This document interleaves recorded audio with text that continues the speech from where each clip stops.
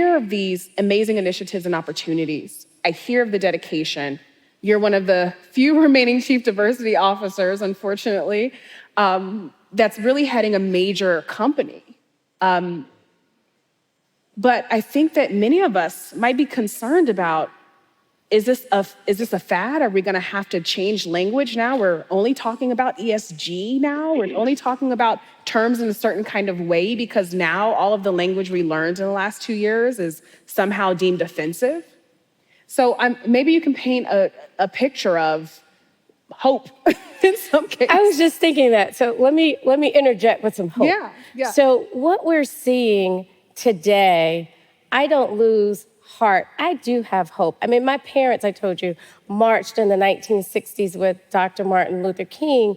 And so we've seen this in history before. One of the things that we've normalized that we're not going to go back from, we talk openly about race in the workplace. I mean, if you think about particularly Black and brown communities are either hyper visible or invisible. And in between that, it's a whole lot of stress. And so what we're talking about is how do we normalize Black and brown communities in the context? And that's what we've done following the murder of George Floyd. I think that's also why we've seen some of the pushback, but we're not gonna go back to where we are. I have a lot of hope with Gen X, the way that, they have forced a demand for how we interact, what they want, how they show up. And we're really leaning into that.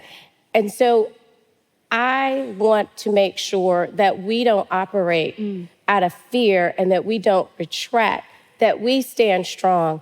And Google is standing strong and unapologetic about the commitment we make. And we're able to do that, and I'm able to sit in my role because we have an incredible CEO with Sundar Pichai who really gets it, understands it, and it's a company imperative. So we have racial equity goals, but we also have company-wide goals as well. And our CEO meets with our HBCU President's Council as well and spends and pours time there.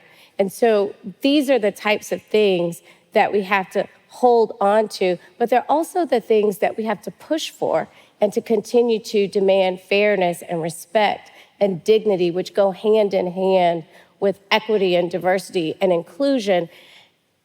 And there's a lot of talk now about belonging. And I think we should hit this head on. Yeah. I believe that diversity, equity, and inclusion is insufficient without belonging, insufficient without recognizing that everybody, the science of belonging